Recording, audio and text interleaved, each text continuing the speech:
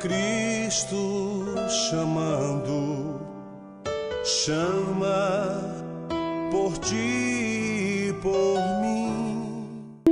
A Real Bus está de volta à estrada. Uma volta responsável e controlada, seguindo todo o protocolo de higiene recomendado pelas autoridades de saúde. Uso obrigatório de máscaras, álcool em gel para todos, higienização completa dos ônibus e renovação do ar a cada minuto durante o trajeto. Se o seu destino for João Pessoa, Campina Grande, São João do Cariri, Serra Branca, Sumé, Monteiro, São José dos Cordeiros ou São Sebastião do Umbuzeiro, conte com a gente. Mesmo em tempos desafiadores, o compromisso da Real Bus é com a sua satisfação.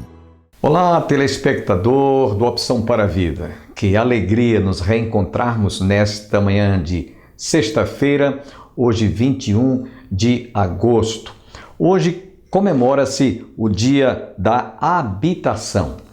E nós que fazemos o programa Opção para a Vida, lembramos a todos que você precisa de fazer a inscrição para ser cidadão celestial, ou para povoar o céu, ou para habitar nas mansões que Jesus nos diz em sua palavra: na casa de meu pai há muitas moradas, se assim não fora, eu vos teria dito, vou preparar-vos lugar, disse Jesus, e quando eu for vos preparar lugar, virei outra vez e vos levarei para mim mesmo, para que onde eu estou, estejais vós também.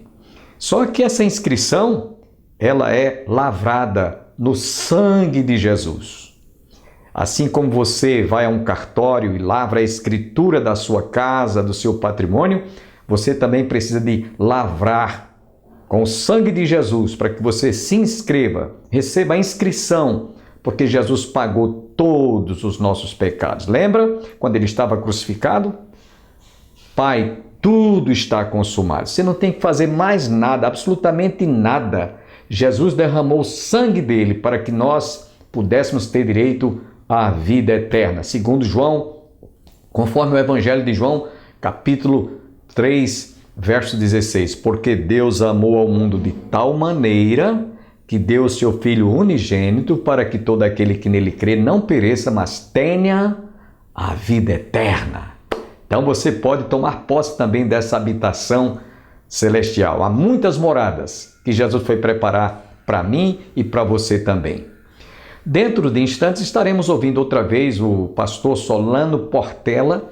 Há 3 anos ele esteve pregando em 2017 pela ocasião da celebração dos 500 anos da Reforma Protestante. Ele estará dando continuidade. Eu peço a compreensão dos amigos e dos irmãos internautas e telespectadores, porque estamos reprisando este programa. Estamos reprisando simplesmente porque nós vimos que nesses últimos dias essa mensagem pregada há alguns anos atrás é tão atual no presente momento. Por quê? Quantas heresias, quantos evangelhos, entre aspas, estão pregando por aí, tantos programas que oferecem às pessoas apenas benesses materiais, melhorar de vida, salvar o casamento, sair da dependência das drogas, deixar a vida de pecado, muitas vezes do vício, das drogas, do crack, da maconha, da bebida, da cerveja, do uísque. E também aqueles que se sentem religiosamente falando já numa certa posição privilegiada de receber direitos que lhe ofereçam diante dessa salvação que somente Jesus, ao consumar lá na cruz do Calvário, redimindo as nossas almas através do seu sangue carmesim, que nos purifica de todo pecado, é que pode nos dar a certeza de vida eterna. Portanto, sem perda de tempo, fiquemos com o reverendo Solano Portela.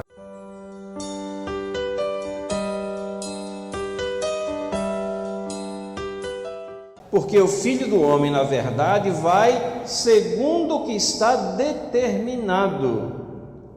E aí esse verso é magistral, porque ele entrelaça a responsabilidade humana com o plano divino. E é aí que dá curto-circuito na nossa cabeça, no nosso entendimento.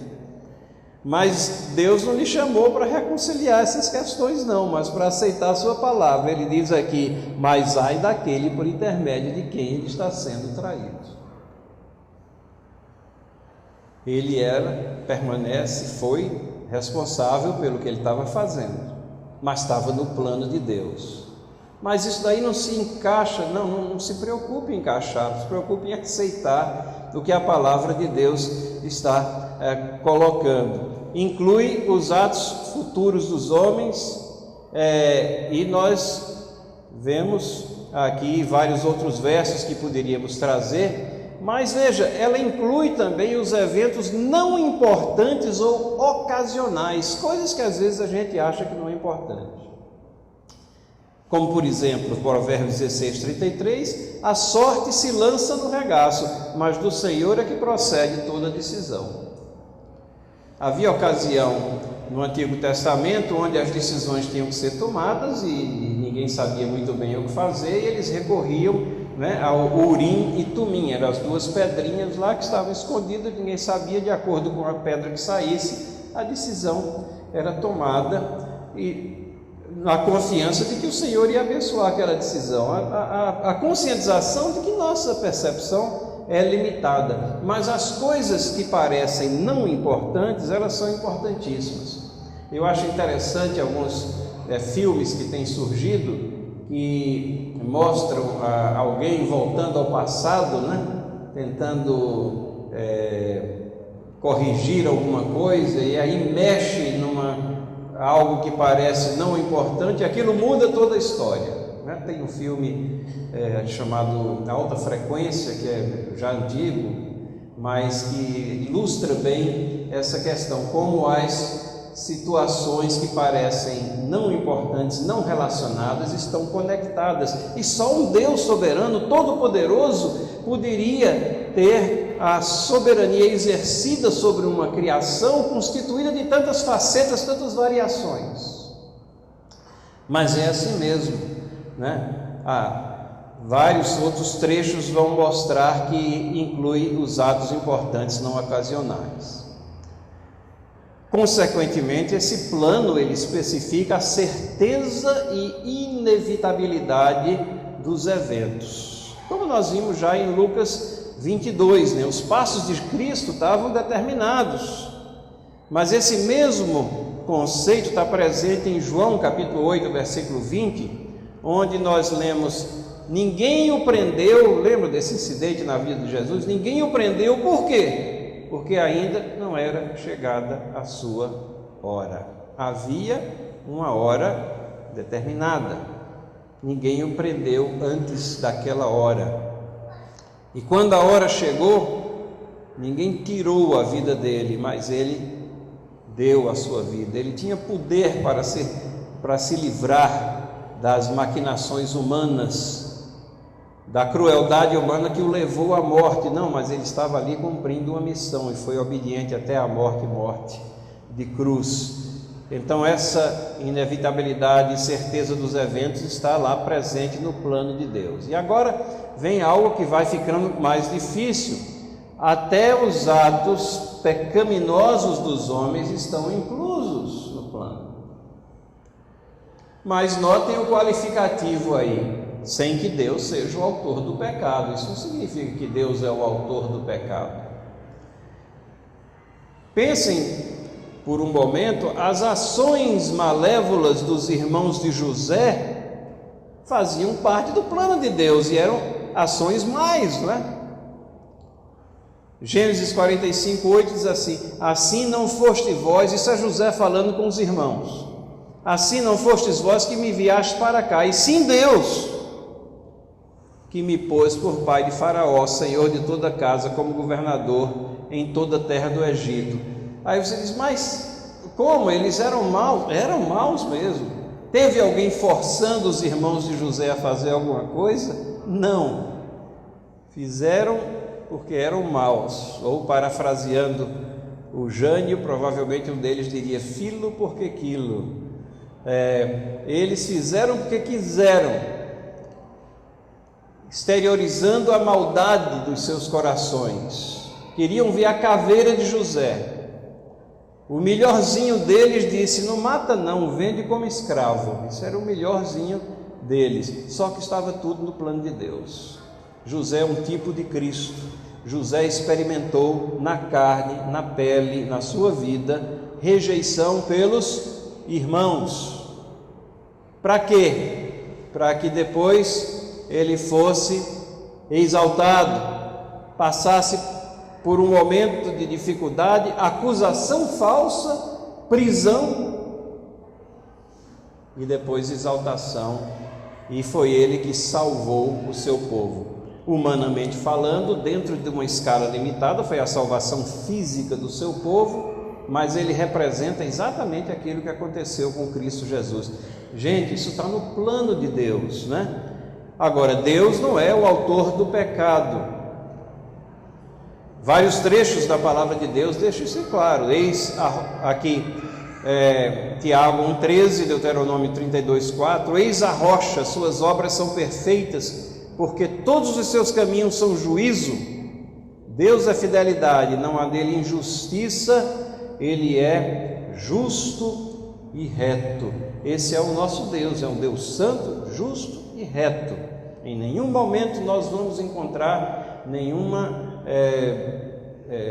possibilidade de que Deus seja colocado como autor do pecado. Mas os pecadores, eles não estão fora desse plano de Deus, não. Ele é soberano sobre todas as coisas, sobre tudo. E esses pensamentos, então, nos levam àquela velha discussão livre-arbítrio e liberdade, né? Isso é nos anos, nas décadas recentes, vamos dizer no último século, essa questão de livre-arbítrio ela foi magnificada como se fosse o bem supremo de todas as coisas, o summum bonum de todos, aquela área onde não pode ser tocada, e alguns evangélicos têm medo de arranhar e dizer que as pessoas não têm livre-arbítrio. Mas quando nós compreendemos o que é que a palavra de Deus nos fala sobre isso, talvez tenhamos a percepção de que podemos chegar a algum entendimento. Por exemplo, qual é o nosso conceito de liberdade nas nossas ações, né? E qual é o nosso conceito de livre-arbítrio? O que é que nós queremos dizer realmente por livre-arbítrio e por liberdade? E o que é que a Bíblia tem a dizer sobre essa questão de liberdade com relação à pessoa de Deus? E o que é que a Bíblia tem a dizer sobre a questão de liberdade com relação às pessoas? Vamos fazer algumas perguntas assim. Deus é livre? Deus é livre? Né? A resposta eu acho que todos concordariam, certamente que sim, Deus é livre. Ele é livre num grau mais alto do que qualquer outro ser. A liberdade de Deus ela é expressa no Salmo 115, 3: no céu está o nosso Deus e tudo faz como lhe agrada. Então, não tem dúvidas, está muito claro, Deus é livre, tudo faz como lhe agrada. 1 Coríntios 12:11: mas um só e o mesmo Espírito realiza todas essas coisas, distribuindo-as como lhe apraz a cada um. Deus é livre, não tem dúvida. Mas isso significa que as ações de Deus são incertas? Significa que Deus pode mudar como um pêndulo? Significa que Deus pode quebrar o concerto, o pacto que Ele fez com o seu povo, por exemplo? E a resposta a isso deve ser um não. Por que não? Será que tem alguma compulsão externa obrigando Deus a isso? Certamente que não, porque Deus está soberanamente acima de tudo e de todos. Mas Deus é livre. Entretanto, é impossível para Deus mentir. Tito 1:2 fala do Deus que não pode mentir. Deus é livre, faz todas as coisas que lhe apraz, mas não pode mentir. Por quê? Porque isso seria contrário à sua natureza, aos seus atributos. Catecismo Menor de Westminster, pergunta 4, diz assim: quem é Deus? E a resposta é: Deus é Espírito, infinito, eterno e imutável em seu ser, sabedoria, poder, justiça, bondade e verdade. São termos bíblicos que procuram dar uma descrição de Deus, os seus atributos incomunicáveis, aqueles que pertencem somente a Ele, os atributos comunicáveis, aqueles que nós participamos dele, Deus nos concede sabedoria, nos concede poder limitado nas nossas esferas, mas nós temos em comum com Ele, mas infinitude, eternidade, imutabilidade, só Deus, E aqui nós temos uma descrição de Deus. Esses atributos, eles fazem com que Deus seja coerente com eles. A liberdade de Deus é exercitada, o que apraz a Deus é ser coerente, totalmente coerente com aquilo que Ele é. Então Deus é livre? Sim, Ele é livre, mas nunca na menor das suas ações Ele vai se desviar do padrão de perfeição que é determinado por quê? Por sua própria natureza. É a natureza de Deus que marca as suas ações. E isso não quer dizer que Ele não é livre. O fato dele não mentir, não poder mentir, não significa que Ele não é livre. Então vejam que muitas vezes o nosso conceito de liberdade é um pouco errado e nós achamos que a liberdade é a aleatoriedade. Não, mas tem alguns qualificativos e isso nos leva à pergunta: o homem é livre? E a resposta pode ser sim, o homem é livre no sentido de que suas escolhas não são determinadas em linhas gerais por nenhuma compulsão externa, mas só que a isso nós deveríamos dar o nome de livre agência, porque as ações do homem são determinadas pela natureza do seu caráter, e nós sabemos que a nossa natureza, o homem no seu estado natural é só pecado, Romanos 3, 10 a 23, e nesse sentido, ele não tem livre-arbítrio de escolher o bem, ele é escravo do pecado. Somente o poder do Espírito Santo é que faz o milagre de transformação de vidas. Nós nos esquecemos com frequência de que a salvação é um milagre de Deus. Nós vivemos numa geração ávida por milagres. O maior milagre é a conversão, é a colocação de carne e ossos secos. A conversão é um milagre, não é fruto de um assentimento intelectual nosso, não. É um coração de pedra transformado num coração maleável, um coração que entende as coisas de Deus.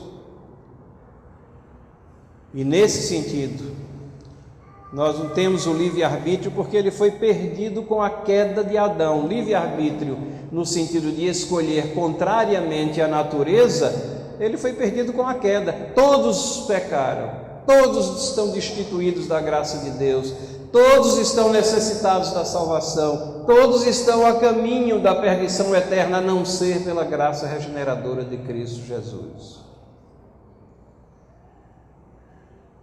Então nós temos que entender essa distinção entre livre-arbítrio e livre-agência. Podíamos dizer que livre-arbítrio é aquela possibilidade de escolha do bem, e nós não possuímos, a não ser quando regenerados por Cristo, o homem natural não possui em função da queda. E livre-agência é essa liberdade que nós possuímos de planejar, de intencionar as ações. Por exemplo, se eu deixar cair essa carteira aqui, eu deixei porque eu quis. Eu planejei deixá-la cair, vou pegar também para não esquecer.